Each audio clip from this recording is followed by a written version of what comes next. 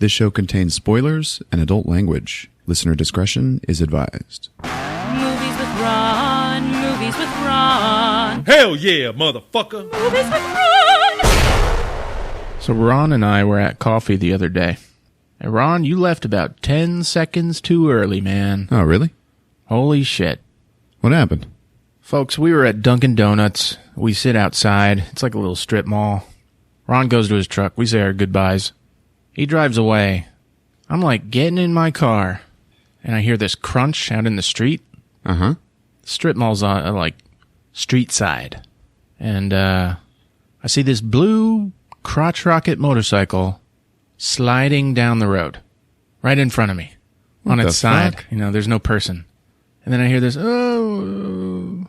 There's a motorcyclist on the sidewalk. So there's me in my car, and then the sidewalk, and then the road, right? Right. So this is right in front of me, within like 15 feet. And this guy, the motorcyclist, Guy laid his bike down right in front of you. yeah. It's a hectic time now, because we're in Florida, and we got Hurricane Irma coming. Yeah, So- and that there's a feeling in the air of like Panic. chaos reigning. Yeah. Yeah. People know that shortly they're going to be on their own. Yeah. And so that attitude kind of starts a little early. Yeah, it becomes People- a little Mad Max. Yeah. People drive crazy and people are assholes in the store and shit like that. And everyone's out buying supplies and stuff. Yeah, it feels like the population of the city has doubled Yeah. this week. That's what happens when you know a hurricane's coming. So this guy's on the sidewalk. He's still got his helmet on, and his left leg is dangling at the knee. Are you fucking kidding me? It is only connected by his torn jeans. Holy shit. So I immediately pull out my phone and dial emergency, Yeah? right? So I explain everything. All the while, there's these two other guys.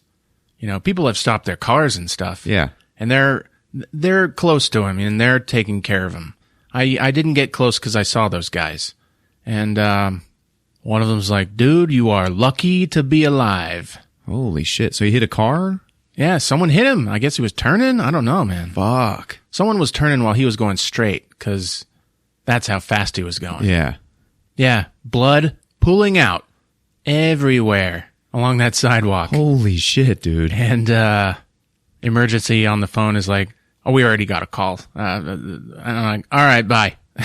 Like that fast. Yeah, someone called, and man, eventually I saw the police lights, and I was like, oh, I'm gonna get blocked in here. So I left. Yeah. And he had about 10 people. As I was leaving, there was a lady running up the sidewalk going, I'm a nurse. And I don't know. I hope he's okay. Shit. He was there clutching his knee, just, despondent. Fuck, man. Before you left, did you give him a Movies with Ron flyer? Welcome to episode 66 of Movies with Ron, the podcast where my older brother recaps a movie he saw from beginning to end, for me and you, because we like his versions better. It's okay if you've seen the movie. It's okay if you haven't seen it. The experience is unique, so let's get it on. I'm Chris, your MC for the time being.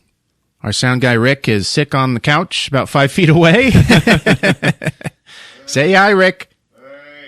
And here he is, folks. He's the ball cracker, death on foot. You know him, you love him. He's Ron.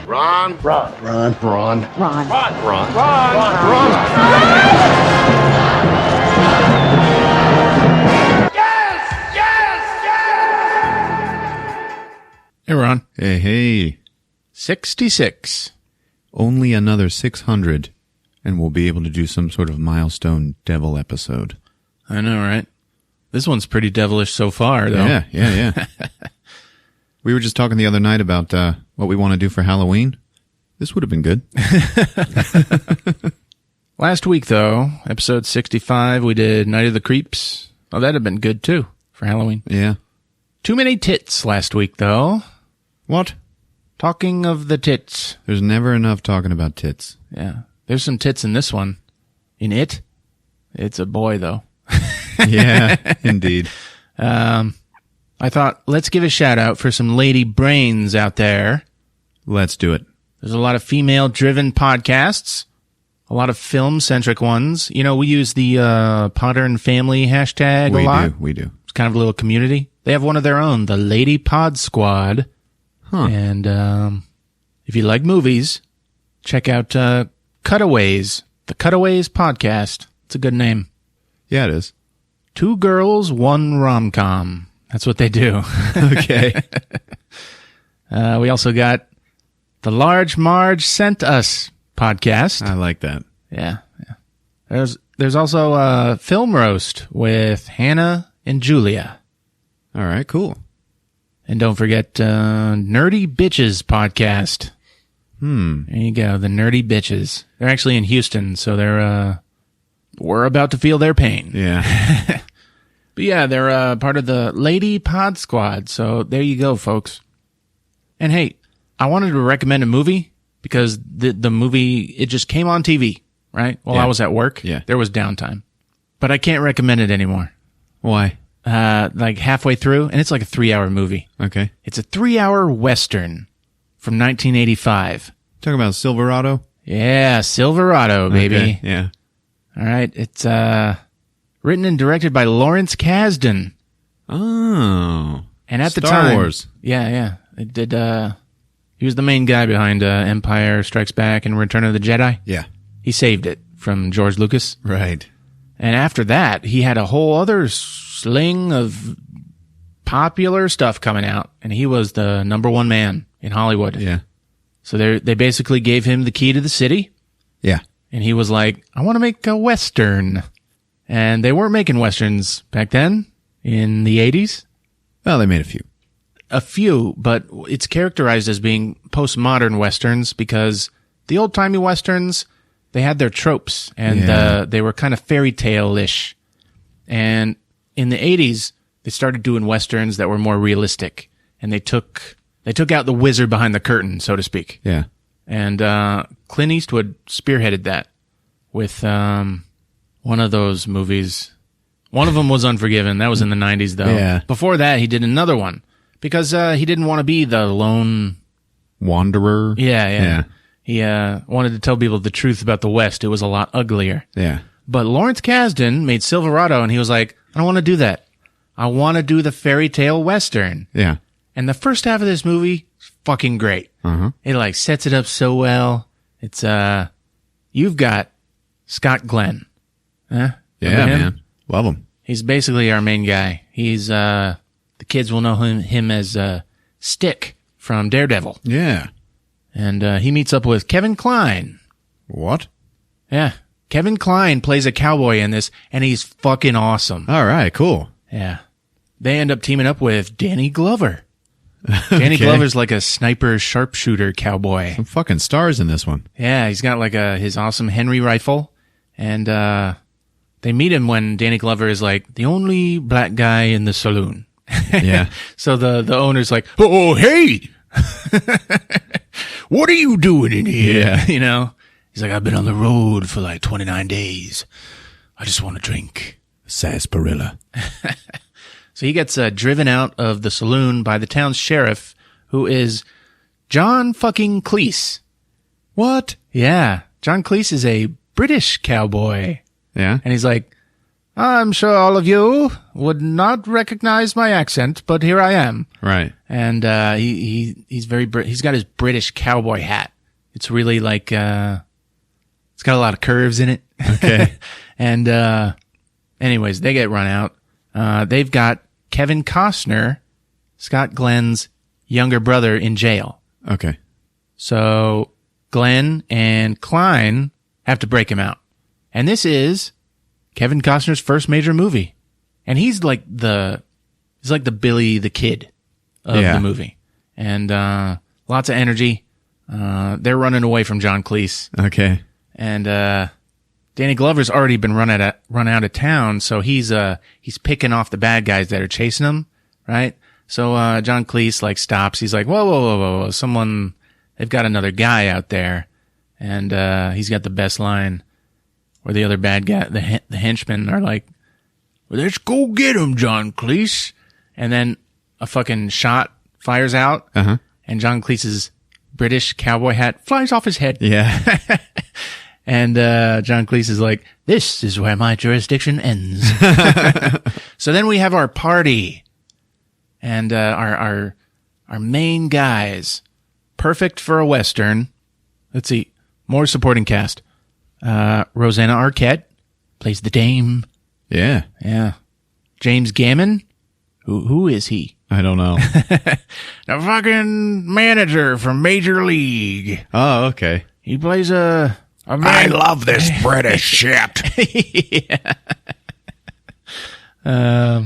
Brian Dennehy. Oh. Yeah. Fucking awesome in this movie. Jeff Goldblum. What? Jeff Goldblum, like, rides into this town. He's like a gambler, and he wears fur. He's fucking super rich. A super rich cowboy. And it's like, Jeff Goldblum was born to play this role. Was he? Yeah. Also, we got Richard Jenkins. No? Nope. The father figure from Step Brothers. He played the guy from Let the Right One In. Yeah. The American one. Yeah, yeah. Also, Jeff Fahey. Man. Yeah. Star-studded cast, dude. Dude, I want to see this. Nobody knows who Jeff Fahey is. I know. Jeff Fahey was the Lawnmower Man. Yeah. In another one called Body Parts. Yeah. He was also in, come on, he's got to be in a modern one. He was in Planet Terror. Planet Terror. He played the barbecue owner. Yeah. Michael Bihn's brother. Yeah. They were both brought in for nostalgia. Yeah. Halfway through this movie, it loses it.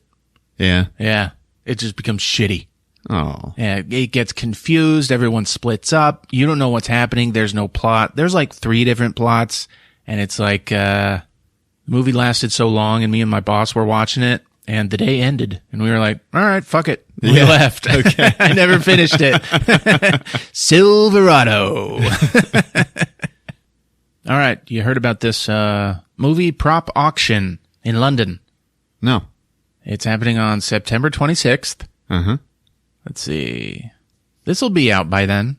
So get your plane tickets and start bidding, folks. All right. So there's a lot of good shit.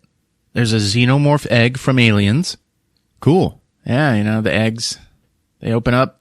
Face huggers come out of them. Yes. We just got a tweet. Oh, yeah? Yeah, from Sal Roma. He says, Movies with Ron. Not sure where you guys are in Florida, but I hope everyone is safe from Hurricane Irma. Oh, Thanks, Sal. yeah. Thank you, buddy. Yeah, Sal, this episode will be out 1 week after the hurricane, so if you're listening to it, we're still alive. Okay, movie props. There is Marty's Nikes from the 2015 Back to the Future 2. Oh, cool. The ones that, I don't know if they self-lace, though. Right, right. They might not fit. And they're probably made for Michael J. Fox, so, like, I couldn't get them. People have, like, made their own Yeah. that actually do it. Yeah. And There was a company that professionally did it. Yeah. But they only made like 100. and they gave one to Michael J. Fox, and he was like, oh, cool. It takes like 30 seconds for it to fully tighten. Does though. it? Yeah, it takes a long time. It's not like... You're like walking on 2 computers. Jack Nicholson's Joker costume. Wow. Yeah. Jack Nicholson will probably swoop in and buy it. I want it back. Yeah. This is mine. Conan's sword from Conan the Barbarian. Yeah. Yeah, dude, that's what I want. Yeah, that's like the beauty of the With the list so far. the Crom writing Yeah. going down it. Oh, man. Venkman's jumpsuit. Eh. Yeah, Ghostbusters. Yeah. I know who Bankman is. Yeah. Big whoop. Yeah, I'd rather have that little thing he was squishing around Dana's apartment. Yeah. It'll probably get bought by the Chive. Oh, yeah, that's right. Star-Lord's helmet. Cool. Yeah. I already have one, though. You can buy those at Walmart. This one you put on the sides of your temples and you push them, though. And it goes around. That was real. No. Okay. Indy's bullwhip. Wow. Yeah. All right, here's the best one. Yeah, better than Conan's sword. Well, I don't know about that. All right. But this one has been imitated so much. Like, you can get them on eBay. Yeah. Every, like, culture store, every Hot Topic has it. It's Jules' actual bad motherfucker wallet Oh, wow. from Pulp Fiction. Yeah, that's cool. Not as cool as the sword. Yeah, okay. I wonder if they sell them. Like, I'm sure you have to get them after, but, like, if you get them when you win, and then, like, afterwards, everyone's just like, all right, let's play. The guy with the Conan sword wins. But there's a dude with a bullwhip. Fucking grab that sword. Yep. The guy with the wallet's like, I want to play. Yeah. All right. Well, at this point, we'd have a movie death, but Rick is sick, and we had an actual death at the beginning of the show. Yep. There you go. No. Hopefully he's okay. No. Yeah. But all right. Both of us went to see it. Yeah. So we're going to recap it for Rick, who is probably asleep on the couch. But let's talk directly to the audience. All right. Based on the 1986 novel by Stephen King. Oh, yes. We've talked about it before. I don't have to say too much if you've been following us. If not, go back. And welcome. Let's see. King says he wrote it after coming to terms with being labeled America's boogeyman. Yeah. Because before that, he had written some horror books, but his favorites were the ones where, because he didn't consider himself a horror novelist. Right. He considered himself a supernatural fiction kind of guy. Yeah. A lot of his heroes had the supernatural powers, like Firestarter and The Dead Zone. But everyone called him the best horror guy, and he was like, all right, fine. You know what? This is my fuck you to everyone, and I'm going to scare you to death. Yeah. I am going to fuck you in the ass with this. So he wrote it. A major success. King himself even has stated he refuses to ever write about Pennywise ever again because he is just too scary. So it's, he said the primary inspiration was a children's story called Three Billy Goats Gruff. Ever heard of it? Oh, of course. There's three goats, a son, a father, and a grandfather. Yeah. The son tries to cross the bridge, but there's a troll underneath. Yeah. And he's like, if you cross this bridge, I'm going to grab you and eat you. Yeah. And the son's like, well, wait until my father crosses because he's bigger. Uh-huh. And he'll fill you more. So the son crosses. The troll lets him. The father crosses the bridge. He's like, I'm going to eat you. And he's like, my father is about to cross, so why don't you wait for him because he's even bigger. Uh-huh. Say, all right, lets him cross. The grandfather gets on the bridge. The troll hops up on the bridge and starts charging at him. But this grandfather goat knocks him right off the fucking bridge because he's the grandfather and Yeah. he knows how to handle a troll. All right. So he was like, oh, I don't want him to be under a bridge. How about the sewer system? Yeah.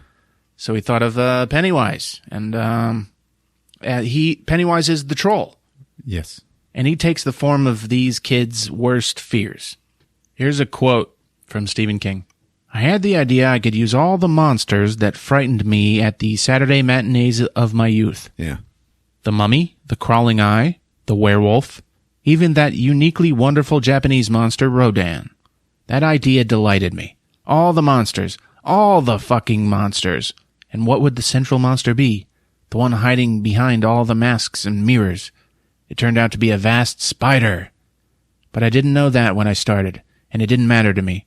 I understood it would really be the troll. Yeah. The one hiding under all the bridges we cross on the chancy journey from childhood to adulthood. Ooh, I like that. Yeah. So it is really about growing up and facing your fears Yes. and being part of the world. So all right. Get your Scantrons and your number 2 pencils for Stephen King's final exam on monster horror. 'Cause something's watching you from the sewer. Something with orange hair and strange steel-colored eyes. It on Movies with Ron. It's showtime.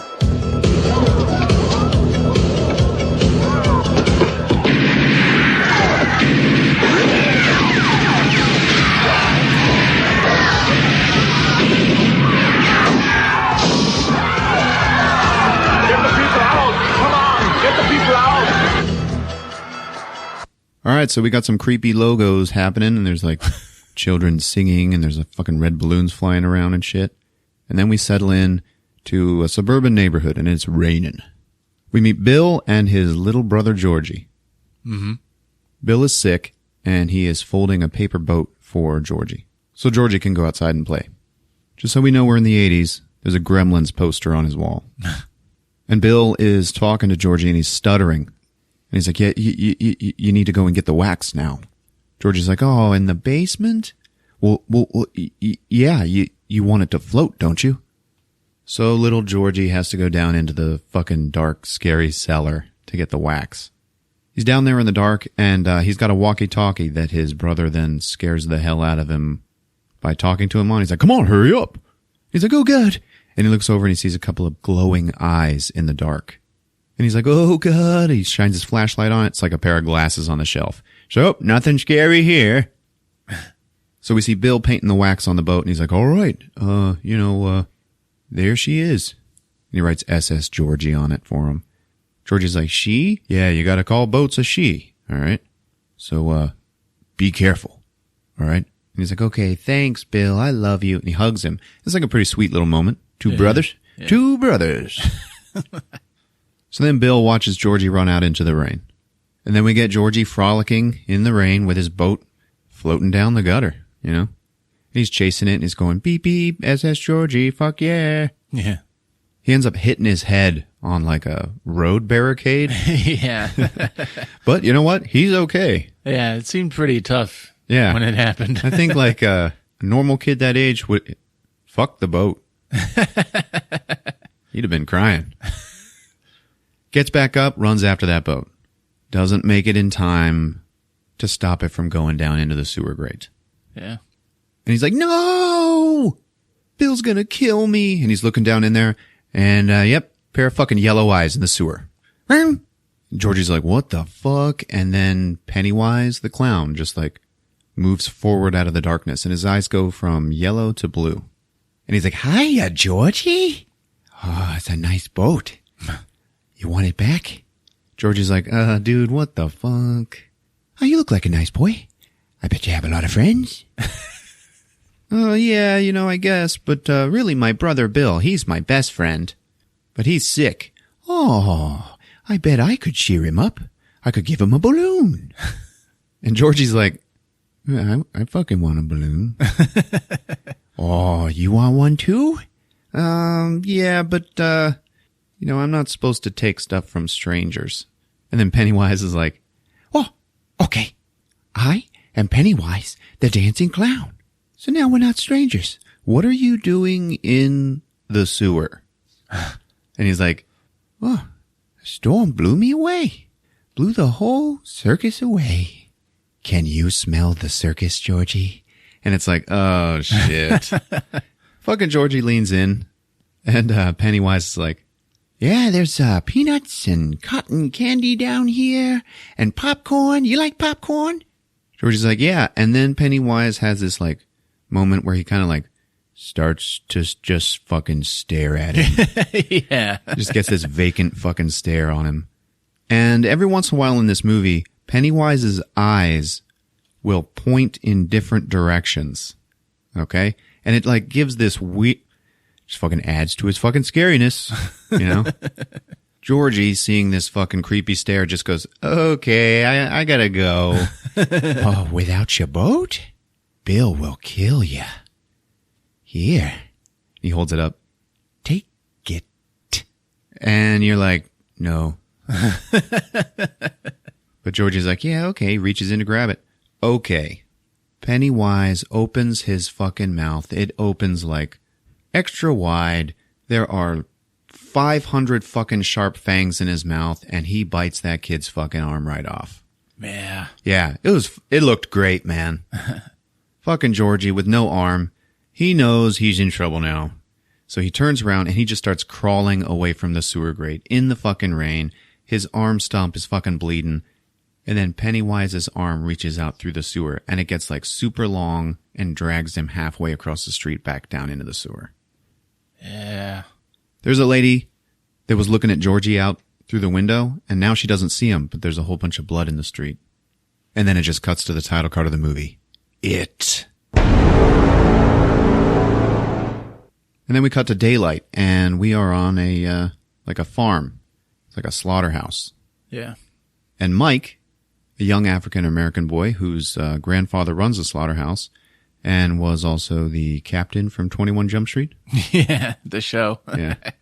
And he is standing here over a sheep, and he's got a bolt gun in his hand, and he has to slaughter this fucker. Yeah. Shoot it in the head. People don't know what this bolt gun is, though. It's a gun that fires a spike out the front of it, Uh-huh. and the spike then retracts, and the idea is to just pierce the brain. Yeah. It's supposed to be like the most humane way. Yeah. Powered by little CO2 cartridges you put in the... But he's got cold feet. He doesn't want to kill. And his grandfather's like, do it, motherfucker! Two kinds of people in this world. People out there, people in here. Pointing at the sheep. Yeah. He's like, so you better do it, before somebody else does it to you.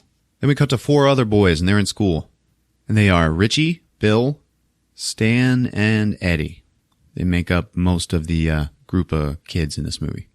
And they're walking around school talking shit. Uh-huh. They pass by their bullies, who play a big part in this story. Led by Henry Bowers, who has a fucking mullet. Yeah. These guys are pieces of shit.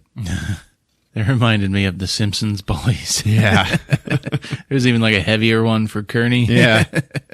This girl passes by the boys. Her name is Greta. She walks into the ladies' room, and she just immediately starts yelling out at some other girl who's hiding in the stall smoking a cigarette. She's like, Beverly, are you in here, you little bitch? I know you are. I can fucking smell you. Do you have any fucking boys in there? You whore. Beverly in the stall is just like, oh man, what the fuck? And then this bitch Greta just has her friends pick up a trash can and dump it over the side. All over fucking Beverly. It sucks. Yeah. So we're all getting picked on. School gets out for the summer that day, and we learned that a bunch of kids have gone missing in town. The latest of which is Betty Ripscomb, and her mother is standing there like waiting for Betty to walk out of school. So they're talking about that when Henry Bowers walks up. He's like, hey, Bill, you fucking little piece of shit. You got a fucking free ride this year because of your brother, but ride's over. And he's about to fuck with him when he looks over and he sees the sheriff, who is actually Henry Bowers' dad. And then Henry licks his hand and wipes it into Bill's face. And I was like, oh, Jesus. The kids are like, man, I wish he would go missing. Ah, fuck, he's probably the one doing it. Now we meet Ben, and he's a heavier guy. Mm-hmm. Beverly's trying to get by him, and he's like, kind of awkward, and he like drops his school project on the ground and stuff. And then one of his headphones comes off, and Beverly can hear that he's listening to the New Kids on the Block. And she's like, what the fuck, man? She makes fun of him, and then she grabs his yearbook out of his backpack. She goes to sign it, and we see there are no signatures in it. He does not have any friends. So she signs it and draws some hearts. Once he sees that, he is in love. Yep. So she's leaving, and she goes, hang tough, new kid. Do you get that? It's a New Kids on the Block song? Yeah. Yeah. She's walking away, and he goes, please don't go, girl. She doesn't even hear him. And he's like, that's the name of another song. Bill gets home, walks into the garage, and his dad is there. His dad's like, dude, what the fuck, man? Turns out that Bill has this whole, like, mission control setup in his fucking garage because he has been searching for his brother, Georgie, like on his own. He's got maps of the sewer system on the fucking wall that was stolen from his dad's office. And he has a model built out of hamster tubes. And his dad's like, we fucking talked about this. Take this shit down. He's like, wait. Let me show you something. He puts like a G.I. Joe into it and then pours water down the tube. And we see that the G.I. Joe washes out in a certain area called the Barrens. He's like, see, that is like, this is where he thinks Georgie ended up when he disappeared into the sewer. And that is Bill's plan for the summer, to go and search for Georgie in the fucking Barrens with his friends. When his dad's like, he's gone! He's dead! Fucking leave it alone! It's pretty emotional, so Bill's just like, yeah, okay, fucking great. He has to take his shit apart. Now we see Mike, and he's riding his bicycle with a basket full of meat, taking it to the butcher. Yeah. to deliver it. He sees the bullies passing by in their fucking, Camaro? Mm-hmm. So he goes and hides in this alley. It's the back door of the butcher. His butthole.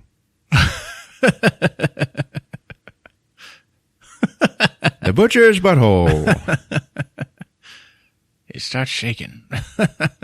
So this door, he's looking at it. A hand comes out. And then a hand comes out. Now, the door starts shaking and he's like, oh shit. And then all these fucking burnt hands start like coming out of the crack between the door and the wall because it's locked. Yeah. And then he hears people fucking screaming and all this smoke starts coming out of it. And he's like, oh, Jesus Christ. And then the fucking door slams the fuck open and there's nobody in there.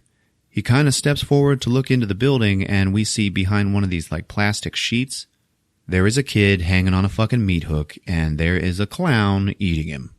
The clown stops, turns his head and looks at him. We don't see it clearly. It's all blurred out by the plastic. And then his eyes fucking flash orange. And he waves at Mike. And Mike's like, oh, Jesus Christ. Fucking backs up and then almost gets hit by the fucking bully's fucking Camaro. Because they found him. Yeah. So they speed off. And then the butcher walks out. Because nothing is actually happening. It was like a hallucination, right? Mm-hmm. He's like, hey, man, you okay? Then we cut to Stan, who, being Jewish, is practicing for his bar mitzvah. He doesn't have the shit memorized very well. And his father is like, fucking rabbi, son, can't even memorize his shit for his bar mitzvah? You're obviously not studying. Go put the book back in my office.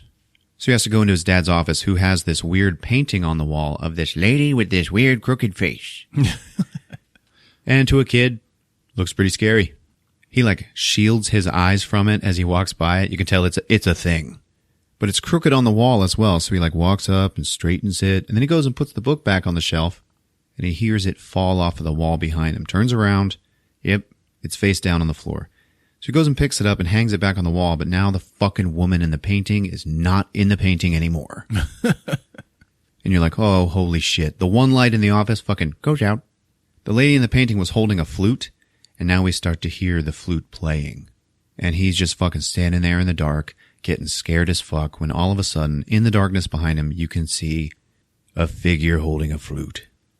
He turns around and then, yep, a fucking real world version of that crazy crooked face lady is fucking in front of him and she's like, rah! And then she smiles real fucking big at him and he's like, oh shit! He fucking runs away. Later, I think it was Stan, Richie, and Eddie, and they're at Eddie's house and we meet his mother. She's a big lady sitting in her chair and you can tell she's real fucking controlling because she's like, Eddie, where are you going? Oh, I'm just gonna hang out with my friends and stuff. And she's like, I don't like it. You need to watch out. You don't be touching anybody. You don't want to get their germs. She's real fucking worried about him being sick. And he's like, yeah, okay, Mom. And she's like, aren't you forgetting something? He has to go up and give her a kiss. And then Richie, who's like the class clown, he's like, do you want one from me too, Mrs. K? Everybody laughs. And we cut to Ben. Old no friend Ben. In the library by himself. And he's writing a postcard. He's writing some poetry on it to Beverly. Because she is the bomb.com. Yeah. And his poetry is like, your hair is winter fire. January embers. My heart burns there too. You like that? Yeah. Then the librarian shows up. She's like, hey, I found that book you're looking for. Why are you in the fucking library? It's summer. And he's like, she's like, don't you have any friends? And he's like, can I just have the book now? It's like, geez, bitch. Yeah. Someone's actually using the library. Yeah. So he starts looking through this book and he starts reading about this old explosion that happened on Easter, like back in the olden days. And this explosion killed 88 kids. And he's like, oh, Jesus. He turns the page and it's the same picture. And it's this faraway photo of the aftermath of the explosion. Mm-hmm. And then he turns the page again, same picture. Turns it again, same picture, only now it's starting to get a little more close up. And he just keeps turning the page, and it's like a slow-moving flip book, and the picture just keeps closing in, closing in, closing in.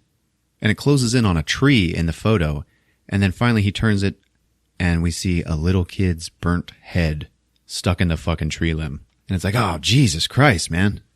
He turns around and sees a red balloon floating through the room. And he's like, what the fuck? And he gets up, it floats right out the door. He gets up to go follow it, and then he finds a fucking Easter egg sitting there on the floor, and it's like smoking and still kind of smoldering, Yeah. like it's from the Easter explosion. He looks down the hall, sees another one. So he follows this trail of these fucking supernatural Easter eggs. And he follows them downstairs into the dark records room. Gets down to the last one and picks it up. Right when he picks it up, all the lights in the room start fucking flickering and shit. And then he sees a kid, like, run past him off in the distance. And he's like, what the fuck? And then he hears something behind him. He turns around, looks at the stairs, and there is a fucking burnt child with an armload of Easter eggs, like, walking down the stairs. And we don't see his head yet. He's still too high up on the stairs. And then as he comes down, we see, oh yeah, okay, he has no head. Yeah. And he starts like, coming down the stairs.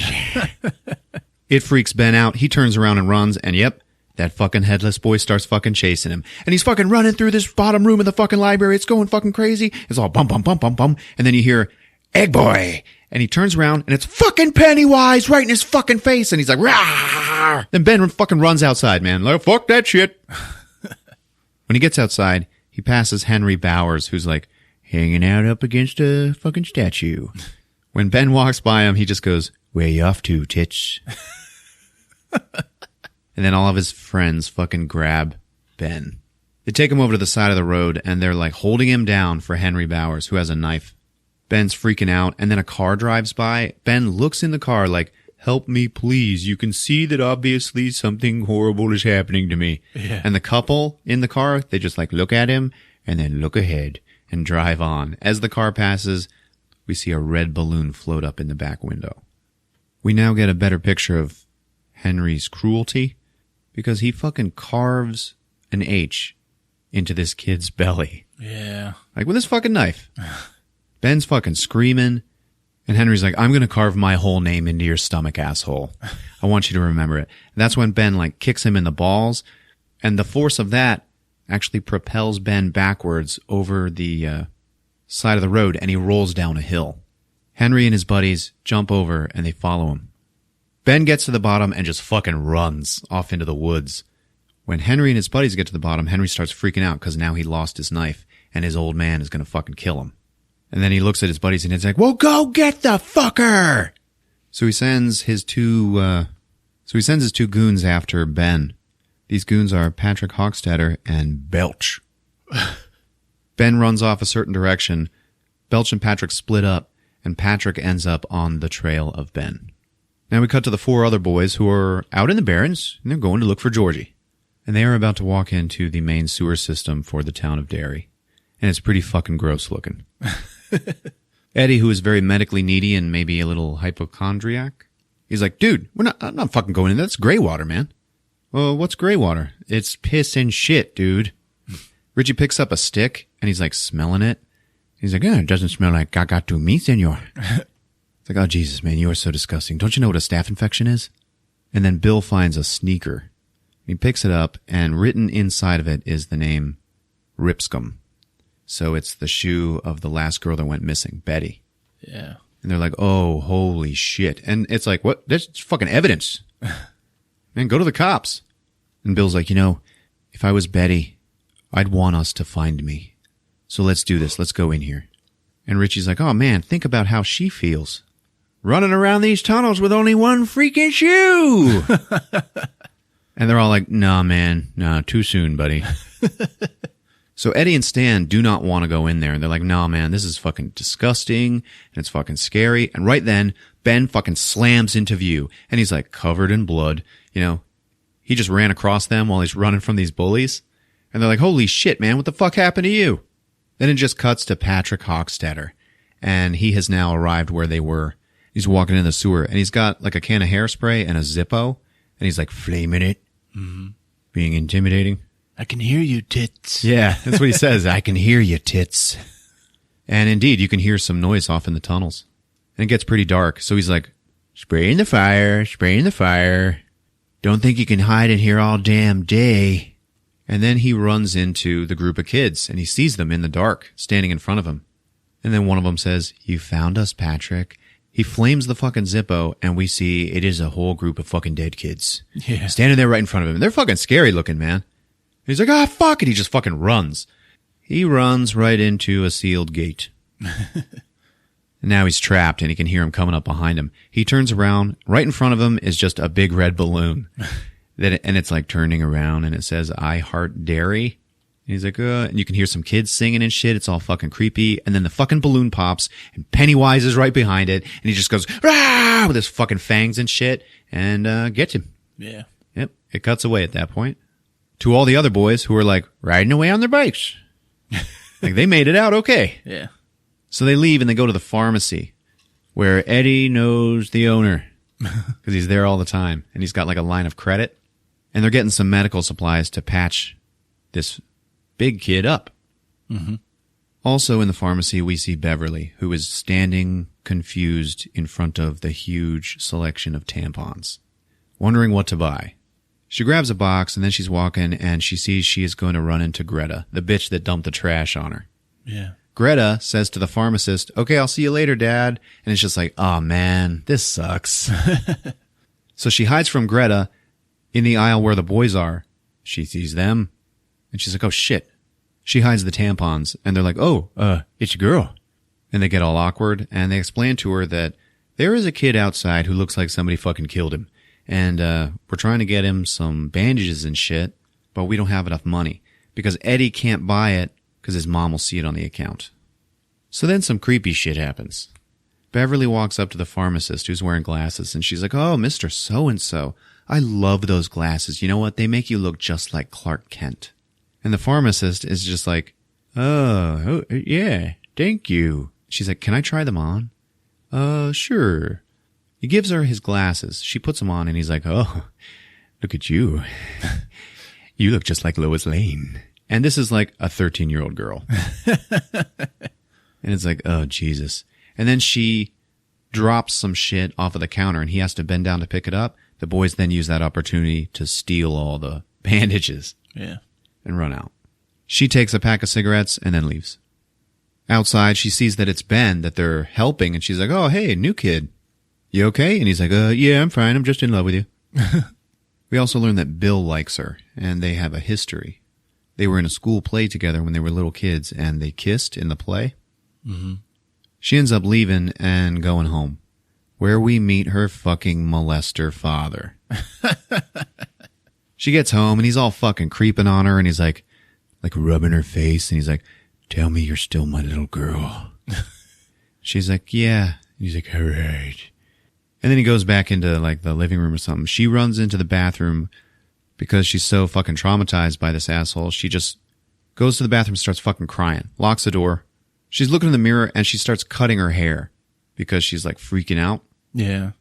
She ends up cutting like all of her hair off. She had really long hair. Yeah. In the beginning of the film. Because her dad liked it. Yeah. The boys had told her, yeah, if you want to hang out tomorrow, we're going to the quarry.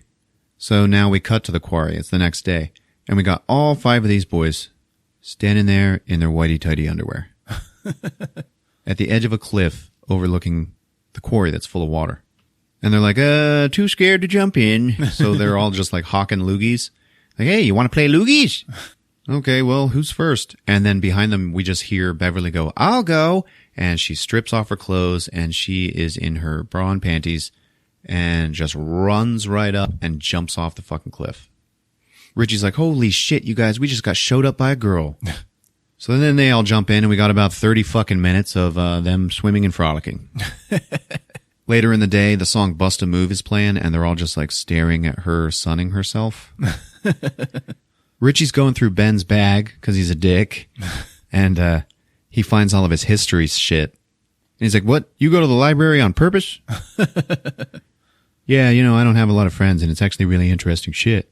Yeah, it turns out, Derry, this is the weirdest town I've ever lived in, man, because there's like so many murders and missing kids. And they're like, yeah, no, it's like 6 times the national average. And they're all like, oh, fuck. Yeah, there's some adults, but the kids, man, it is way, way worse. I got more stuff at my house if you guys want to see. So they go there and they walk into his room and it is covered in historical documents on the walls and shit and missing posters. And they're all like, whoa. He's like, yeah, cool, huh? No, not cool at all. Like, oh, what's this over here? He's like, oh, this is, this is Derry's charter. When they started the town of Derry, it actually started as a beaver hunting camp. And then Richie's like, still is, am I right, boys? And he shows them all the signatures, and he's like, yeah, they all signed it to make it a town, and then they all disappeared like a month later. There's like an old-timey drawing of them signing it, and yep, in the crowd, you see fucking Pennywise the Clown. And he's like, looking at you from the fucking drawing. Yeah. Beverly finds a fucking New Kids on the Block poster behind his door. Ben sees her find it, and then she shuts the door before all the other boys can see it. So she like helps him out. Yeah. So after that, we got Eddie, and he is walking home. He's walking on Neibolt Street. On Neibolt Street is the scariest fucking old house you ever seen in your life. Picture a haunted house. Yeah. And that's what it looks like. It's all dilapidated and fucked up. He's walking by it, and then the door just opens up real slow. And he's out on the street, and he stops, he looks up at it, and then he hears a fucking growl from inside.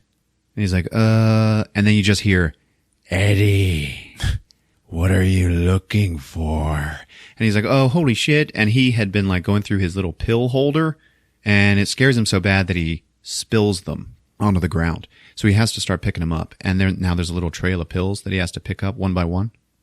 As he's about to pick up the last pill, you just hear, you think this'll help me? And then this grody fucking hand grabs the last pill. We look up, and it's a fucking all nasty fucking leper. And he's got like, his eyes are in the fucking wrong places on his head. He's got no fucking nose, and he is fucking nasty, dude. Yeah. And he just fucking chases Eddie. And you're like, oh shit, fuck. So Eddie's fucking running, and then he goes to the backyard of the house and then runs into the fucking fence. And he's like, oh shit. He turns around. There's no leper there, but now there is somebody standing there holding a big giant bunch of red balloons that are in a perfect triangle. Yeah, it was for some reason. weird. And then the balloons just slowly start to rise up into the air. And behind the bottom balloon, we see Pennywise. Pennywise says something to him like, yeah, why don't you come join the clown shit? We all float down here. Eddie's like, no. And he turns to fucking climb the fence or something. And then we hear all the fucking balloons pop. He turns around. Pennywise is gone. Beverly's back at home in the bathroom, and she's reading her postcard that she found in her backpack. She reads it, and she's like, oh, I am in love with whoever wrote me this shit. Then she hears some fucking whispering, and it is coming out of her bathroom sink. Like the drain, okay? And it's like, help me, please. We all want to meet you, Beverly. And we can hear that it's like multiple kids. We all float down here.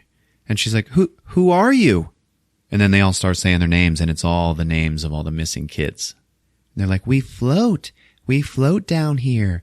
We change. And it's like, oh, Jesus Christ. And they're like, yeah, join us down here. Beverly runs out, grabs a fucking measuring tape, goes back in there, and starts pushing it down the drain of the sink. And it just keeps going and going and going. Finally, she reaches the end of the tape, and it's like 25 feet. And she's like, the fuck? And then she starts pulling it back out. Gets to the end of it, and now it's covered in blood. And there's a big fucking hairball on the bottom, like stuck to it. You remember, she cut all of her hair off at that sink. Then all this fucking bloody hair just like shoots out of the fucking drain like tentacles, and it fucking grabs her, wraps around her fucking hands, pulls them down to the sink, wraps around her fucking head, and starts pulling that towards the fucking drain. Her face is right down in front of the drain, and then some blood starts like bubbling up out of the drain, right in her face, and then boom! This huge fucking explosion of blood just like shoots out of the fucking drain. It totally covers her. It totally covers the bathroom. Everything is red. Is complete coverage. Yeah. All right. And then all of the hair just like sucks back down into the drain. She's on the floor, like up against the wall, like catching her breath from that bullshit. And she's all fucking bloody, right? She screams out. Then her fucking dad runs in. He's like, what the hell's going on? She's like, the sink, the blood. And he's like, what blood? And so he can't see the fucking blood, right? And he gets down in her face and he's like, you worry me, Bevy.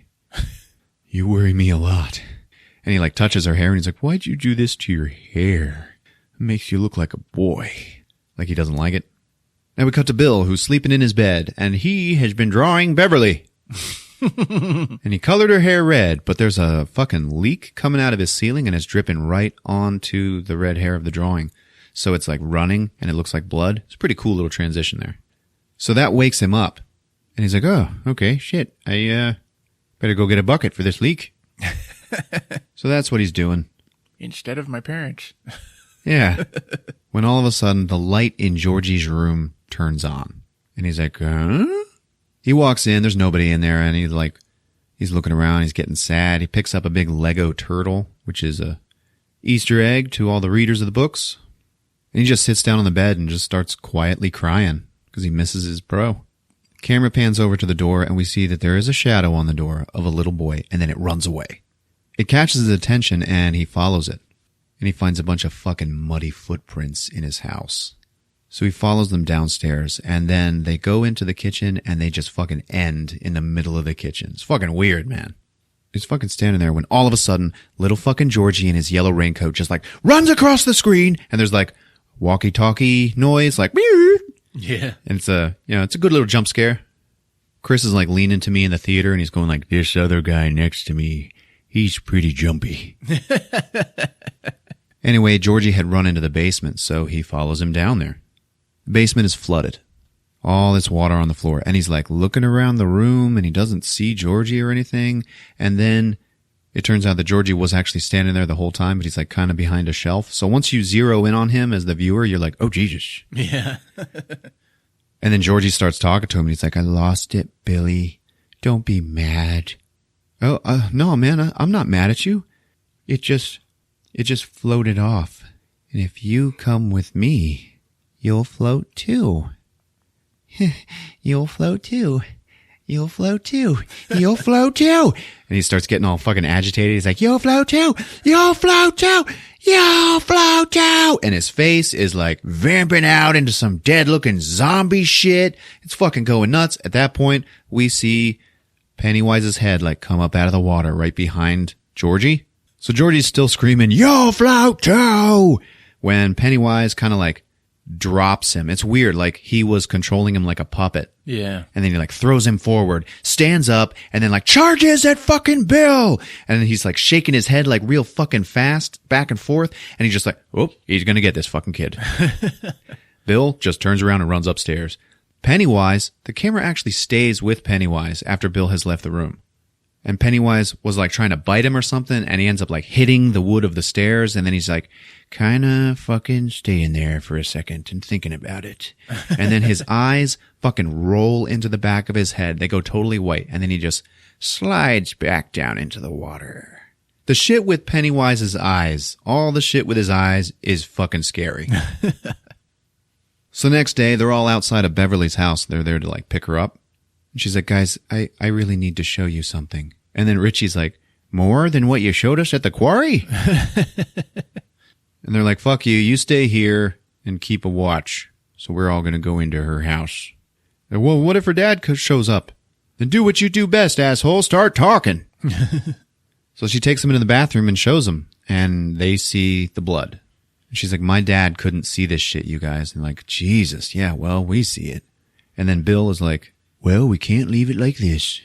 And then there's like, probably a good 45 minutes of them cleaning up the bathroom. That shit took a long ass time. Yeah. Well, it was a pretty big job.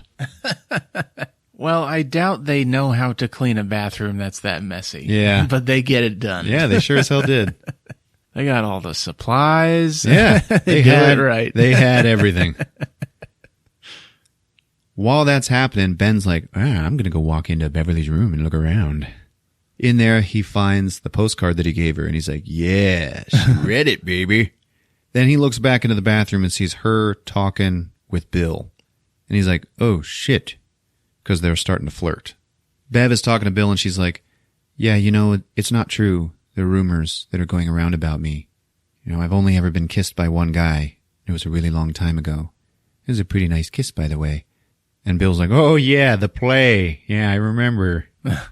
And then she just goes, January Embers?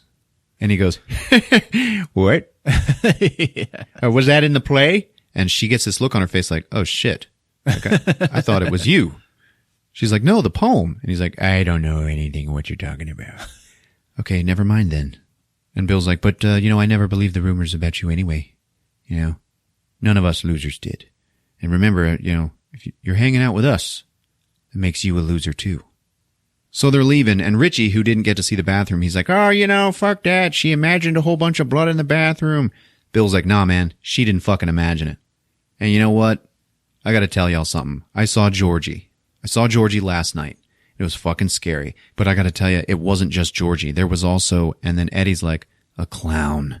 And they all stop, and they're like, oh, fuck, dude. And it turns out they're all seeing this scary fucking clown. Everybody has seen him but Richie. And Richie's like, wow, what's going on here? What is it? Only virgins see the clown? At that point, they look over and they see the bully Camaro at the side of the road. And then the bike of that homeschool kid who always, he's always delivering meat. One of them's like, yeah, his name's Mike. Beverly says, oh shit, guys, we gotta help him.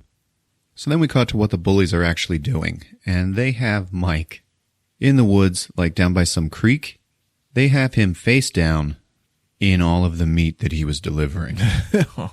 And Henry Bowers is over top of him, like shoving his face down into it, like, eat that meat, motherfucker.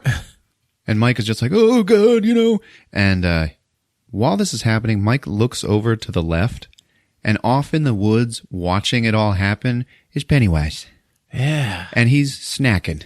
While he's watching it, he's snacking on a little kid's hand. And he's like, eating it. And then he sees that Mike is looking at him, and he like waves the hand at him. Yeah. It was fucking cool, man. Yeah. Right then, Henry Bowers gets hit in the face with a fucking rock. They all look up, and there's Beverly, baby. The other bullies are like, you fucking losers, come on. And then they all get into this big, awesome fucking rock war. Okay? Yeah. And Richie actually yells out, rock war! And right then takes one in the face. And he fucking goes down. That's the kid from Stranger Things, by the way. Yeah. Richie, the funny guy. That's one of the funnier parts in the movie. Yeah. And it's musical too. There's like Anthrax playing, This movie is of course soundtracked with all 80s songs, so, it'll do well. Yeah. That trend continues. Everyone gets hit in the head at least once with a rock. It's brutal. Henry takes one in the head like a few times. It is funny and serious at the same time. Yeah. So the Losers Club actually gets the upper hand, and the bullies end up running away. Henry's the last to leave, and Richie yells out, go blow your dad, you mullet-wearing asshole! So after that, Mike is now a member of the Losers Club. So they're all best friends. And the town of Derry is having some sort of parade in its town square. And we get some funny shit, like Richie's like fucking with one of the marching band members, like trying to play his trumpet. While Ben and Bill are talking with like Beverly and Mike, and Ben realizes that there's a big spree of killings and missing kids for like maybe 16 months or so, and then 27 years of nothing. And it's been happening over and over throughout Derry's history. Mike is like, yeah, my granddad says Derry is cursed. It's cursed by one evil thing that's like keeping the town under its thumb. Well, yeah, but how can it be just one thing? I mean, Stan saw the lady in the painting. Bill saw Georgie. We're all seeing different shit. Yeah, well, maybe that one thing knows what scares us the most. And so that's what we see. And Richie's like, oh, you see a woman in a painting? Hey, is she hot? It's like, no, man, she's not hot. Hey, Mike, what did you see? And then Mike tells the story. This is pretty fucking depressing shit.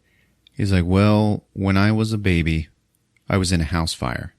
And my parents were trying to get to me, to rescue me, and they weren't able to because the door was locked. By the time the firemen came in and saved me, all of their skin had melted down to the bone. So that's what I see, is their death in fire.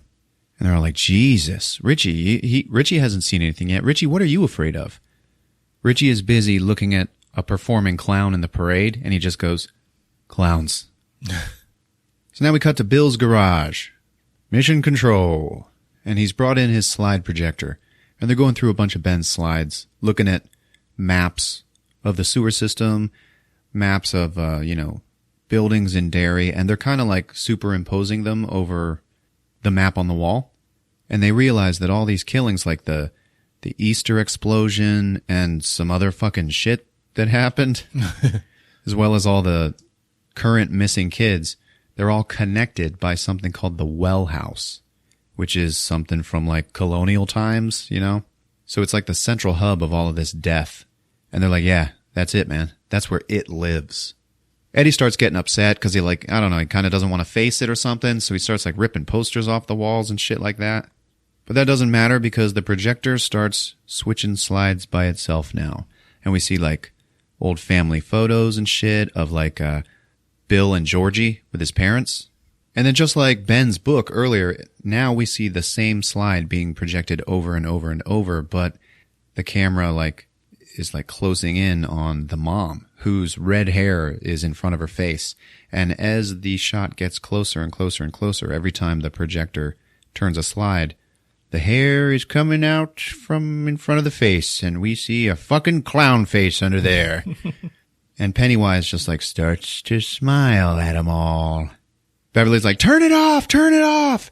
And they fucking knock the projector off of the little stand, and it's like on the floor, but it's still going over and over. Yeah. And now we see Pennywise, but he just shows up in like maybe every third slide, you know?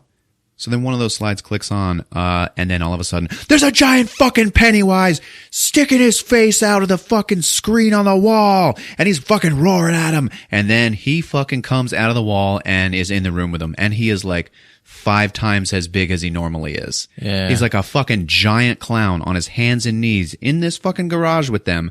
And he's like a fucking enraged lion. Okay. And he's like fucking roaring at him and shit. He's got all his fucking teeth and he's fucking going crazy. He's got him. Yeah. They are all fucking panicking. Beverly like freezes in fear and is on the ground, and Pennywise is coming for her. This shit is fucking scary, man. This is the biggest scare so far. Oh, hell yeah. He's about to get her. He's about to bite her fucking head off when somebody slams the garage door open and the room fills with light, and then Pennywise is gone. Mm-hmm. Bill is like, you know what? All right, fuck this. We know from the maps that the well house is underneath the old house on Neibolt Street. So that's where we're going. And they're all like, oh no, it's too fucking scary. And he's like, okay, then that's where I'm going. And he fucking gets on his bike and rides off, like by himself. Fuck this shit. I'm gonna go deal with this clown motherfucker. The other kids follow him. And as he's walking up to the street, he's like saying his little mantra that he uses to practice not stuttering. Like, he thrusts his fists against the posts and then insists he sees the ghosts. And he kind of uses it to steal his courage. Mm-hmm. The other kids show up and they're like, don't go, man. Don't fucking go. And he's like, yeah, that's great. Okay, what happens when another fucking Georgie goes missing? Or one of us? All right, we gotta fucking stop this. And when I'm at home, all I can fucking think about is how Georgie is not there. And to tell you the truth, it is easier walking into this scary fucking haunted house bullshit than it is walking into my own. So fuck you guys, I'm fucking going in. And he turns to walk inside, and then Richie's like, wow, he didn't stutter once when he said that shit. Stan is like, hey, shouldn't somebody keep watch? Bill's like, okay, well, sure, who wants to stay out here? And like all of them raise their hand. And Richie and Eddie end up going into the house with Bill. Everybody else stays outside. So they go in, and it is just about as fucking creepy as you expect it to look, man. There's like shit overgrown inside, and it's all like dilapidated and nasty. Richie ends up finding in some roots that are growing out of the ceiling, he finds a missing poster of himself. Yeah. And he flips shit.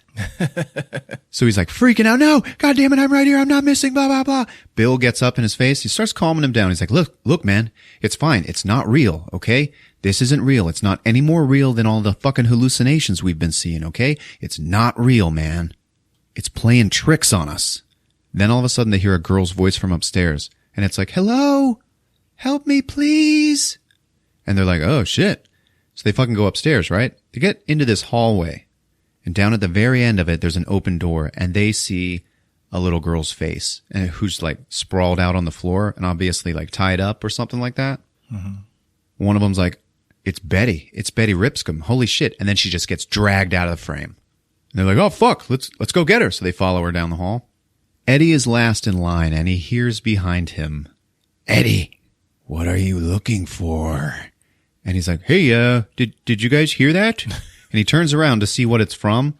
And while he's investigating that, the other two, like, kept going. So now they get separated, and the fucking doors in the house start slamming shut and trapping people in fucking rooms and shit. Eddie's trapped in the hallway, and he's, like, trying to run away from another door that opens up, and we can tell the leper is about to come out. He turns to run, and then the floor in the hallway fucking falls out. And we can just see down into the kitchen below it. And now he's fucking trapped. And then the fucking leper's hand comes down on his fucking shoulder, and it goes, time to take your pill, Eddie. And he turns and he sees his fucking disgusting face and he fucking screams and he backs up and fucking falls through the floor and hits a fucking like table in the kitchen, which ends up like breaking his arm. At that point, upstairs, Richie, who's gotten separated from Bill by the doors, he wanders into this fucking room, right? It's all dark in there. And you can tell that there are a whole bunch of like mannequins or something in there, but they all have cloth draped over them. He walks in to investigate it, and then the door slams shut behind him. And he's like, oh, fuck. He turns around, and then all of the cloth coverings just fall at once. And it's nothing but a whole fucking shit ton of big life-size clown dolls. One of which is modeled after the Tim Curry Pennywise from the miniseries. That's true. So he fucking flips out and turns around to go back out the door, and then there's another fucking clown doll right in front of it. So he's like, oh, fuck. He backs up. Turns around to face the room again, and now he sees a fucking coffin, like on an altar in the middle of the room. And he walks up to it, and it, like, creaks open, and there's a fucking missing poster of himself on the lid, but written in blood, it says, found. Yeah.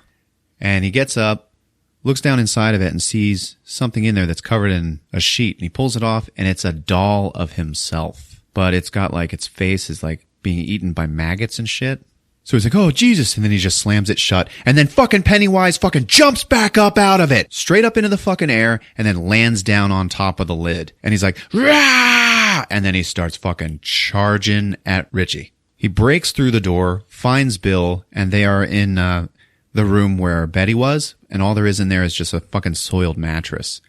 And then something starts clawing its way up out of the center of the mattress. And it's a scary fucking zombie version of like Eddie's head. And he comes up out of the mattress and he looks at him. He's like, hey, you guys, you want to play loogie? And then all of this like hot fucking black liquid starts like leaking out of the mattress and coming towards them. And it's all like steamy and shit.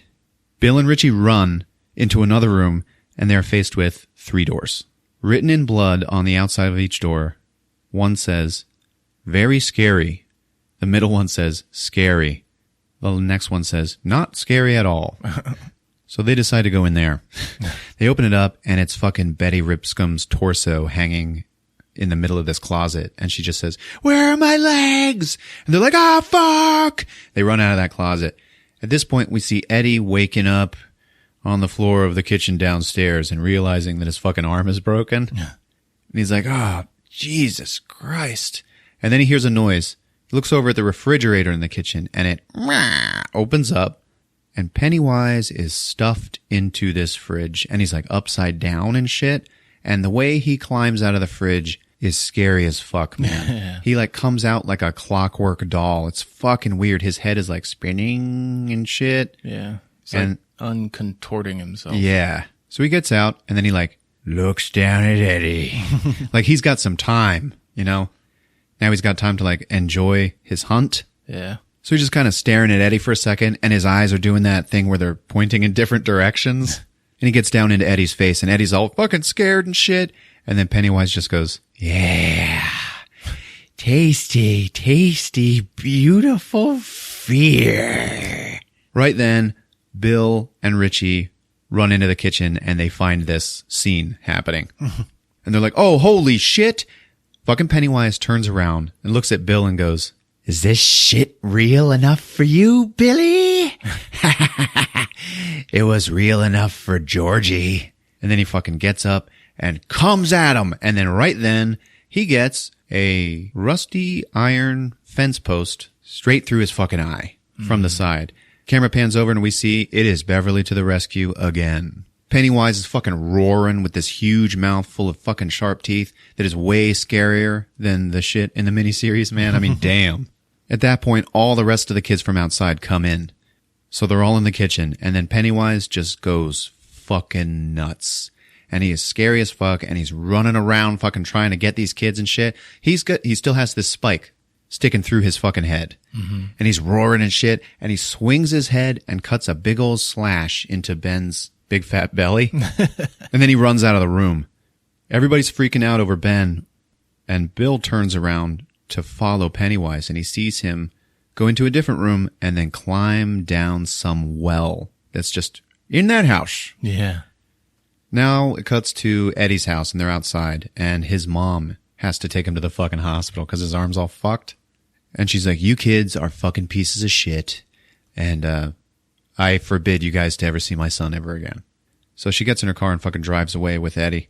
Now all the kids start like turning on each other because they're so fucking freaked out. You know, they're throwing blame at each other and shit, and Beverly is like, no, guys, we gotta fucking stick together, okay? You know, we were together when we heard it. That's why we are still alive. Ben's okay, though. Ben, who has this big slash cut in his belly, is just like taking part in the fight. You know, he's kind of standing to the side. He never gets medical attention. Yeah. Like, he's good. He's used to this shit by now. That was something they said in the fight. Somebody pointed at him and was like, he's got hamburger helper dripping out of him. So they all end up like going home, and it's a big montage of them all like having their solitary lives now. Yeah. Like they just decided to turn a blind eye to it. So it's a couple of months later, right? And the bullies are at Henry Bauer's house, and they are shooting a pistol at some bottles. And Henry shoots a bottle, and then he looks at Belch, and he's like, all right, you know what's next. And, yeah, Belch picks up a fucking cat, brings it over to the barrel, and like sets it on top. And then Henry's like, hold it there. And Belch is like, dude. At that point, Henry's dad shows up, the sheriff, mean motherfucker. He's like, what the fuck are you doing? And then Henry's like, I was just, cleaning your gun for you. Oh yeah, cleaning my gun for me. It's fucking great. He fucking takes it back. He's walking away, and then he turns back and like shoots at Henry's feet. And Henry fucking starts crying like a little baby, okay? And then the dad looks at his friends and he's like, yeah, you see that? Nothing like a little fear to make a paper man crumble. And Henry's just like blubbering. Eddie is in the pharmacy picking up his prescriptions, and Greta is sitting there, and she's like, you know your medicine is all bullshit, right? And Eddie's like, what are you talking about? She's like, it's all placebos. What's placebos? It means it's not real. It's bullshit. What's the matter? You know, I see the cast on your arm. There's no signatures. You don't have any friends? And he's like, I just, I didn't want to get it dirty. And she's like, here, I'll sign it. And then she walks over, takes a marker, and is like writing on it. And it cuts back to Henry Bauer and his two buddies. And Henry's just sitting there like staring off into space because he's so like embarrassed by his dad, like what he did to him, and also like hating him. Yeah. When all of a sudden he sees a floating red balloon tied to his fucking mailbox. He gets up, opens the mailbox, and there's a package inside. He opens it up, and the fucking knife that he lost in the woods is in it. Like from Pennywise. Yeah. Now it cuts to inside his house, and his dad is sitting there watching TV, but he's asleep. And there's like some kids show on television. And the lady on TV is talking to all the kids at home, and she's like, yeah, and you too, Henry Bowers. You can make it a wonderful day. Kill him. Kill them all. And then all of the fucking kids in the audience on the show are like, kill them all. Kill them all. And then Henry just takes the handle of the switchblade and puts it against his dad's neck. His dad wakes up, and then he fucking pushes the button. And the blade just goes into his fucking neck. And he starts struggling and shit, and then, Henry just fucking kills him. In the audience on the show, we can see Pennywise sitting in the middle of it, going like, kill them all, kill them all.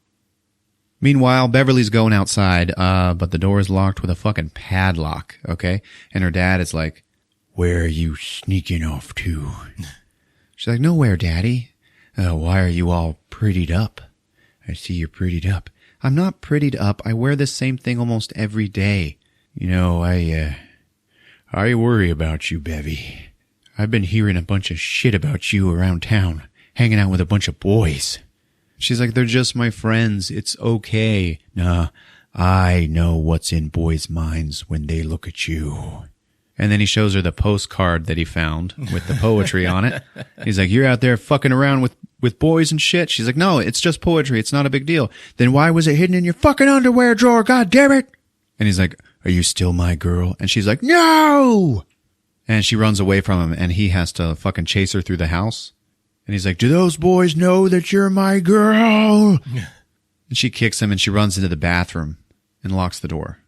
He finally busts the door down. And in the bathroom, he can't see her. But the shower curtain is closed. So he walks up to the shower curtain, opens it, and right fucking then, she swings the fucking toilet tank lid that she has in her hand and hits him in the fucking head with it. And he just crumples to the ground. This got a huge applause in the theater. She's standing there staring down at him, and he's just on the floor with a growing pool of blood coming out of his head. She's like, all right, yeah, I took care of that shit. She turns around to leave. Pennywise is already fucking standing there, and he is towering over her, and he just grabs her by the fucking throat. Bill goes to find her, and he wanders into her house. He finds her dead dad on the fucking bathroom floor, and then written all over the ceiling is one big message. It just says, you'll die if you try. And I fucking loved that, from the miniseries. Yeah. Love hearing Tim Curry say that. You'll die if you try. Bill goes and finds Richie at the arcade. He's playing Street Fighter. He's like, it got Bev. And that, makes Richie come around. Doesn't hate him enough to, let him do this alone. Yeah. So then they call Eddie. And Eddie is busy turning the word loser that girl wrote on his fucking cast into lover. So he gets the call and he's about to leave. And then his mom is like, where are you going? And he's like, you fucking bitch, you've been giving me fake medicine the whole time? She's like, what are you talking about? He's like, they're gazebos. They got a big laugh in the theater. So he fucking turns on her. He's like, fuck you, I don't fucking need this shit. And he's leaving and she crumples and she's like, oh, don't leave, don't do this to me. So obviously she has the problem, Yeah. Anyway, they get back together with the whole group and they're all going to the house on Neibolt Street. And we see that Mike has the slaughterhouse bolt gun with him. And he's got a big old ammo belt full of CO2 cartridges. Fuck yeah. Slung across him, right? They all go into the house on Neibolt Street, and we see Henry Bowers is watching them from the side. At the last second, Stan is too scared to walk in, and then Bill's like, dude, come on, we all gotta do this together, man. If we stick together, I promise you, we will win. And Stan's like, fucking all right. They go inside, and they find the well that they saw Pennywise drop down. Looking down it, it is deep as fuck. And they're calling down into it, Beverly, Beverly! So they set up a rope ladder, just one rope with many knots in it, and they start climbing down. At this point, we see Beverly, and she is far, far underground in the sewers. And she's woken by a bunch of blood dripping around her, and then it finally drips onto her face. So she gets up, she's stumbling around, trying to get her bearings, and then she looks up and sees this big, giant fucking wooden door. And on the front of that door is painted a big picture of Pennywise, and it says, Pennywise the Dancing Clown. Yeah. And it's really, really old, We get a wider shot, and we see that it is the door to his little lair, okay? Which is a great towering mountain of, bikes, wagons, and, kids stuff. Yeah. Okay? And then up in the air, rotating around it, are all of these fucking bodies. Just floating in the air around his fucking tower. Mm-hmm. She turns around, she's looking for the way out when finally she hears this Jack-in-the-Box start to go by itself. And it's presenting Pennywise the Dancing Clown. When the Jack-in-the-Box springs open, so does the giant door to Pennywise's lair. And inside is all of this fucking fire. Okay? But standing right in front of the fire, in the middle of the door, is Pennywise. But he's not standing. He's doing a fucking jig. Yeah. And he's doing it super fast. And his whole body is moving, but his head is not. And his head is just fucking staring at her. And it is fucking scary. And he starts laughing and he's like, ha ha ha ha, there you are. And he jumps out, grabs her by the throat and pulls her up to him. And she's like, I am not afraid of you. And then he stops and he gets his face up to her face and he sniffs her. And then he gets a look on his face shit, she's right. And then he looks at her and he's like, you will be. And then he opens his mouth like we have never seen it before. His mouth opens up like a foot fucking wide. Yeah. Okay. And his mouth like kind of like opens up from the side as well a little bit. Yeah, it opens up like a banana peel. Yeah. And it's all nothing but teeth. Like not just in the front, but like all the fucking way down into his throat. She looks down his throat and she sees these 3 little glowing orbs, which are the deadlights. Mm-hmm. Those are not mentioned in this movie at all, but, we know what they are. It's Pennywise's true form. As soon as she sees that shit, her eyes go fucking white and she turns catatonic. Now it cuts to all the other boys getting down into the well, and Mike is the very last one, and he's about to climb down the rope when he gets hit in the fucking head by Henry Bowers from behind. He and Henry start wrestling, and Henry ends up getting the bolt gun and puts it right up to Mike's face. He's about to fire it in when Mike pushes it to the side and fucking dodges that shit. Henry pulls the rope up out of the fucking well, and all the other kids are down there in the well, like in a little tunnel, and they're like, oh, fuck, dude. Holy shit. They look up and they see Henry standing at the top of the well like, ha, fuck you, assholes. Then all of a sudden, he just flies forward, falls down the fucking well, and he's like hitting the sides of it as he's going down, and it looks fucking violent. Like there's no way he could have survived that shit. And he just falls past the other boys, and then they see that Mike pushed him in. So they're like, fuck, oh my God. At that point, Mike also loses the ammo belt. So now there is only 1 shot left in the bolt gun. Stan, I guess, was in front of the line because he is now wandering off in the sewers thinking the boys are behind him. Now he realizes he's alone, and he's in some weird fucking sewer room, okay? And he's using his flashlight, he's looking around, he's hearing some noises behind him. All of a sudden, whoop, it's that fucking crooked face lady, and she fucking jumps onto him. Now the boys run into that room and find him, and he is fucking laying on the floor with that crooked face lady's giant open mouth bit right onto his face. Like his whole face is in her mouth. Yeah. And I was like, oh, holy shit, they are changing things. When she sees that they're there, she gets off of his face, and we see all she had done was bite his face. She didn't like bite it off. So she runs away, and as she's doing that, we see her turn into Pennywise. Stan is totally fucking traumatized, man. Like he is fucked. He's like, oh my God, this is all your fucking fault, and you fucking left me and shit. Jesus Christ, you fucking talking me into coming down here. Fuck you. While that's happening, Bill turns to the side and sees Georgie standing there in his little yellow rain slicker. And then he just like turns around and runs off down some tunnel. Mm-hmm. So Bill follows him, and he finds Pennywise's lair. Floating in the air right in front of it is Beverly, with her white eyes and just staring off into space. He tries to climb up and like grab her when he notices Georgie on the other side of the lair, and he like runs away again. So he looks up at Bev and he's like, all right, Bev, I promise I'll come back for you. And he just goes and chases Georgie. All the other boys are running through the tunnels after Bill, and they're like, oh, be careful, this is gray water. Eddie falls down into it, and then all these severed heads just like float up in his face. And it's scary. So they run, and they run into the lair, and they find Beverly like floating up in the fucking air. They're like, Jesus, man, how is she in the air right now? And then they're looking around, and they're like, holy shit, look up. And they see all the other bodies, and they're like, dude, it's all the missing kids. Like, oh, okay. And then somebody goes, they're floating. Like, we all float down here. They help each other out, and they actually pull her down. Ben, who is in love with her, is like freaking out because she won't wake up. And then he kisses her. And nothing happens. And Richie's like, oh, Jesus Christ, man. Oh, and then she fucking wakes up. Yeah. It fucking worked. She's looking into his eyes, and she goes, January embers. And then he goes, my heart burns there too. So that's it, baby. Yeah. She's like, where's Bill? Cuts to Bill, and he has found little Georgie, who's not wearing his raincoat anymore, and he's just a little one-armed, cute little boy. The old, moldy stump where his arm should be. And he's holding his little paper boat. It was really sad. Yeah. And he says to Bill, I couldn't keep up with it. And then Bill's like, it's a she.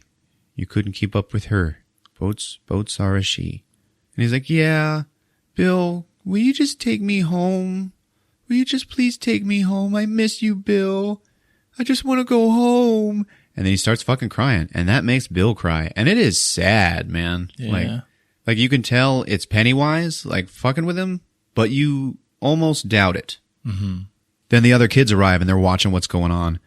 And Georgie's like, I love you, Billy. And Bill walks up to him and he's like, I love you too, but you're not Georgie. And then he puts the fucking bolt gun up to his forehead and fires that shit. And it just shoots that spike right into this little boy's fucking forehead and he falls down backwards and he falls down dead. Mm-hmm. And that's it. Like, it was Georgie. And it's like, oh, fuck. Like, it's not turning into Pennywise or anything like that. It's like he just fucking found his brother and then killed him.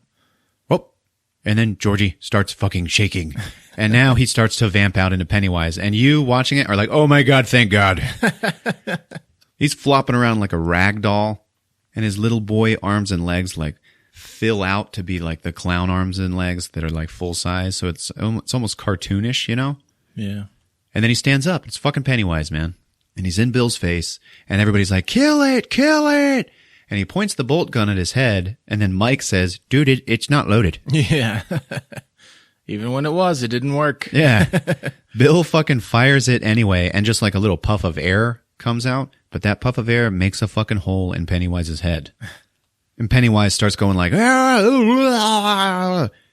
But then the hole seals shut because he's Pennywise. All right? Yeah.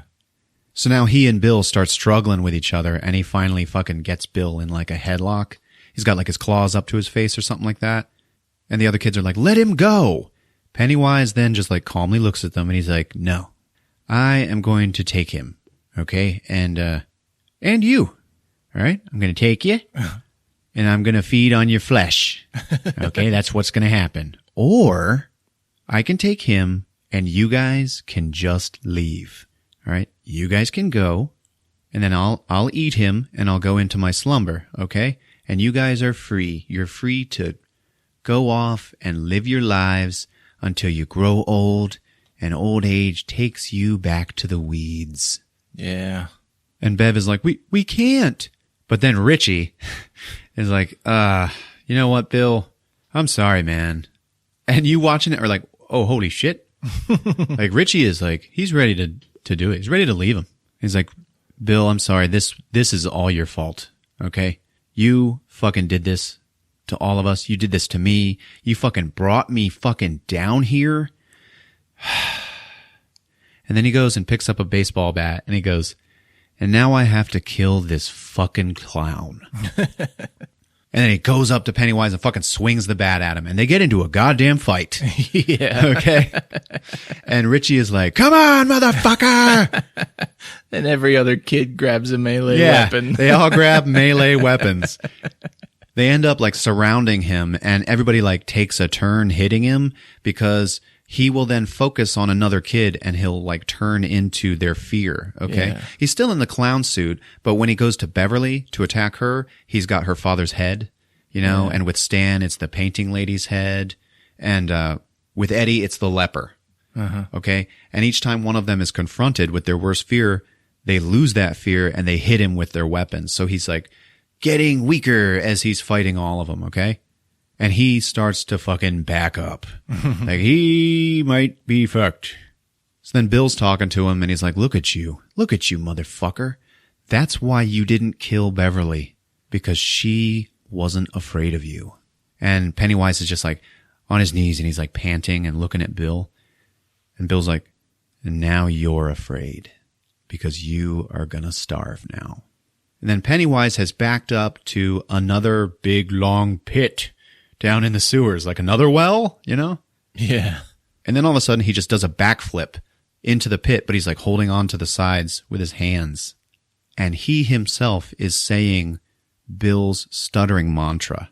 It puts its fist against the post and still insists he sees the ghosts. And then Bill walks up and is about to fucking hit him with the pipe and knock him down, when Pennywise's head just like starts to crumble and float off into nothing. And it's like, what the fuck is happening? Yeah. And then all of a sudden we just see Pennywise's face and he just goes, fear. And then he falls down into the hole. Like he let go. Mm-hmm. The other kids are like, hey guys, look, the missing kids. They're floating down now. And all those missing kids, they're floating down. I am pretty sure they are still dead, though. Yeah. It was a little ambiguous. They didn't address that at all. They just showed him start to flow down, and then that was it. Bill is like looking around at all of this kid stuff that's in the big pile in the middle of the room, and he fucking finds Georgie's yellow rain slicker. Oh. Yeah, and that was sad because it's like he finally found his brother. And he just falls to his knees and starts crying, and all the other kids like come around. They put their hands on him and stuff, and they're there for him. So it cuts to like a month later, and they're all outside in the woods in the barrens. And Beverly's telling them like, yeah, you know, I am starting to forget almost like what we've been through. And they're all like, yeah, it's starting to get fuzzy for me too, you know. And Beverly's like, but you know what? I had a vision, you guys. I got to tell you about this. I had a vision of us all in the sewers again, okay? Down in the cistern like we were before, but this time we're all much, much older. Like we're all like 40 years old. I have no fucking idea what this means, you guys. And Bill is like, yeah, maybe it's not over. And then he stands up and he takes a piece of broken glass and he's like, swear, everybody swear to me that if it ever comes back, we'll come back too. And then he walks around to each of them and he like cuts a big fucking slash into their palm. And then they all join hands in a circle and like make the blood oath. Yeah. That they'll come back to fight it if it comes back. And then Stan is like, all right, I gotta go. He looks at all of them and he goes, I hate you. But he's not being serious. They all start laughing and he's like, yeah, all right. Okay, I'll see you later. And then he leaves. But as he walks away, he like fades. And then all the other kids start leaving and they fade out as well. So it's like they're going off into their lives. Yeah. They're growing up. Finally, it's just Bill and Beverly.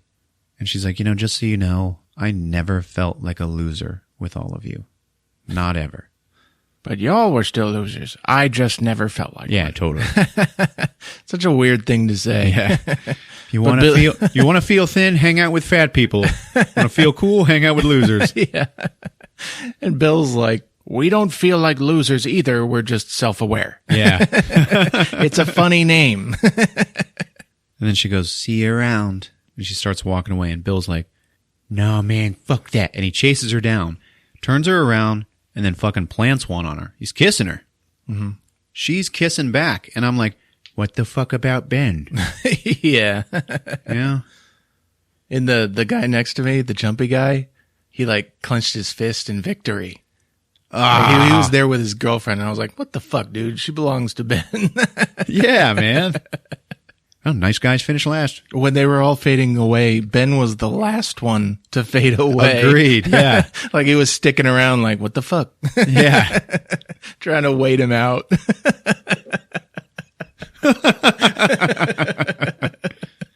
You gonna leave first?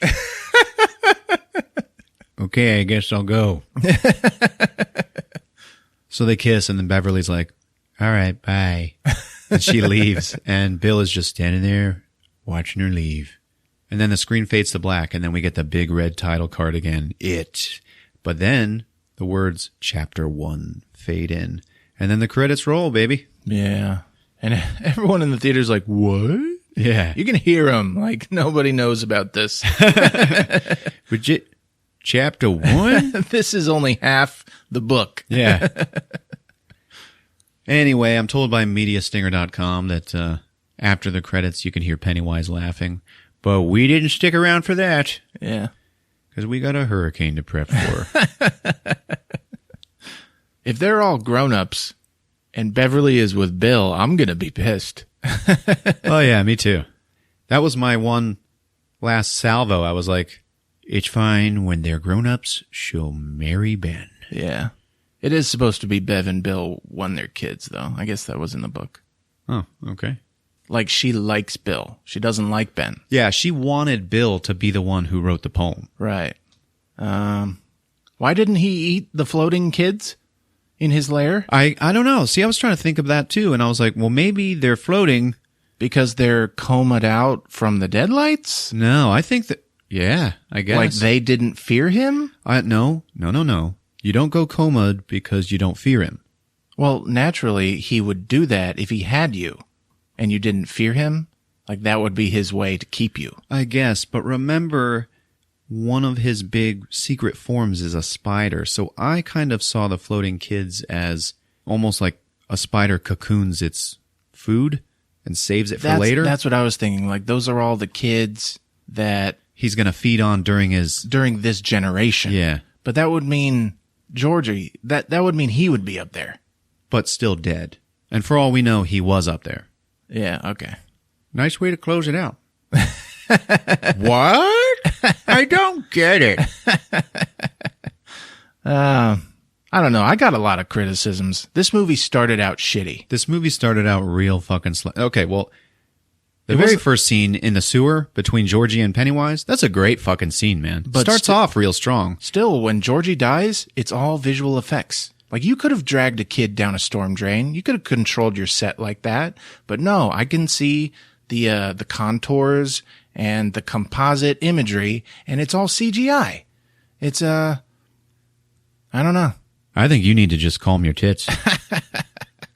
I just mean, I was disappointed with the way it started, Uh-huh. but it turned me around. Dude, it totally did. This is a good movie. This is a great fucking movie. I'm reading headlines that say that this movie reinvents scares in horror films. And I have to say, dude, it fucking does. Yeah, There was some scary ass shit with this clown, man. totally. But like the leper, you don't have to have a CGI missing nose. You don't have to have a CGI painting lady. Yeah, I'll give you that. It's weird. It's like, I don't know. It's just a sign of the times, man. Almost nobody goes full practical, and you can't expect such a blockbuster to go full practical. I mean, you've got a practical Pennywise and then CGI mouth stuff going on, and it's seamless. Like, they paid attention to Pennywise. Sure. And just being disappointed by that other stuff, it didn't ruin it. But, no. I need to make it clear that it did not ruin it. I definitely noticed it. Which makes me think, let's talk about the book and the kid's fears. Okay. What I said earlier at the beginning about Stephen King, the movies he saw Yeah. that scared him as a kid. And he wanted, in the book, the children's fears are characters from movies they saw. Yeah. There was a wolf man. There was a creature from the Black Lagoon. Yep. So, why didn't they have that? Because that stuff's not scary to today's movie audiences. Yeah. You are not scared of Frankenstein. You're not scared of the Wolfman. Nothing like that. So they just tried their best. But they replaced it with stupid painting lady, CGI The painting leper lady face. is fucking stupid. The leper thing is fucking cool. The leper thing is from the book. And the burning hands coming out the door. Yeah. I mean, it's a cool image, but that's still not an adequate replacement for Mike. I wasn't dissatisfied with the burning hands in the door. And in the book, Richie's fear was a werewolf. Yeah. Was it for Richie? And then Richie's just like, I'm afraid of clowns. People are still afraid of clowns, man. Yeah, maybe this should have been a movie that was just all about being afraid of clowns and don't worry about their individual scares and just have more Pennywise. Maybe it should have done that. I will say that more Pennywise in this movie would never be a bad thing. Yeah. But whatever. That's not the story of the fucking book, man. Fuck it. All right, here's what I wrote down, though, because I was like, they better not put a wolf man in this movie. I was with you. I was like, nobody's scared of that shit. They Creature did a from little the Black Lagoon. They did a little nod to it when he's coming at them in the house. His hands kind of wolf out just a little bit. Yeah. In the book, one of the kids was actually killed by flying leeches, which is not a fucking movie monster. Okay, so shoot another little hole in your argument there. What I read about what Stephen King said about it, he was talking about Rodan. Is Rodan in the book? He is, in a way. Mike's fear in the book is a giant flying, like, monster vulture. Ah.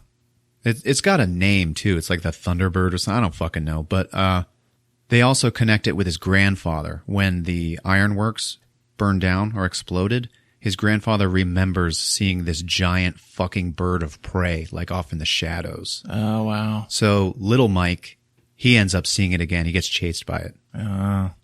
Well, I wrote down, they had an opportunity to make those old monsters scary again, regardless of if we're scared of them now. Like in the film, that's your opportunity. Yeah.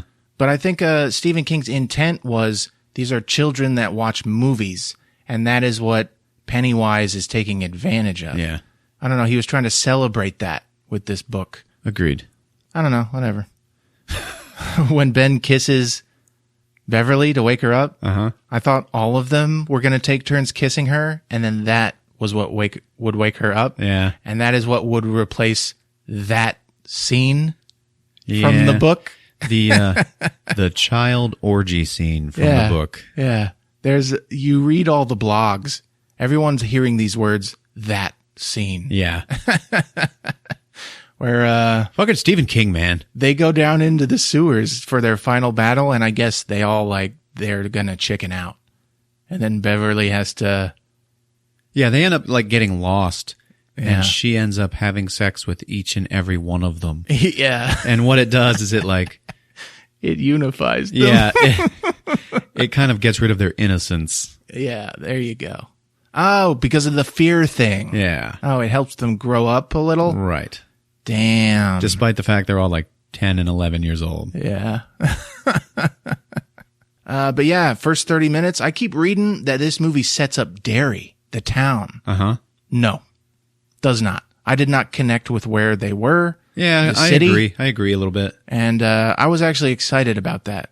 And I keep reading about the grown-ups and how they actually know that this happens every 30 years. Oh, really? And they're because that was in the book.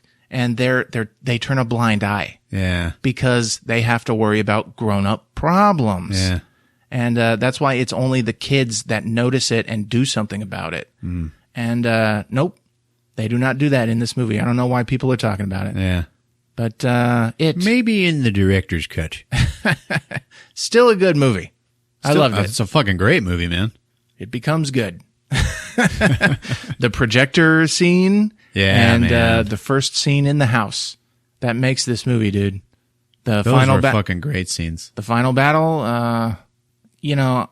I credit them for doing what they did because who knows how would you have done it?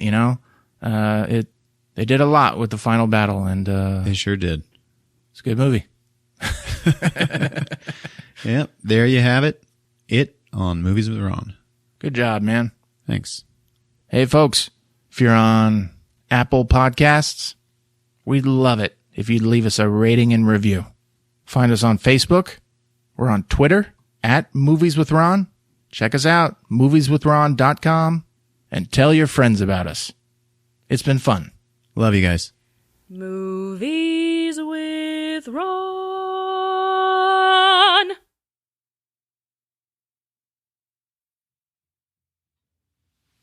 Indy's Bullwhip. Do you want to do that where you're not so poppy? Indy's Bullwhip. Indy's Bullwhip. Check this out. I'm going to try it. Indy's Bullwhip. I can't hear the P. Indy's Bullwhip.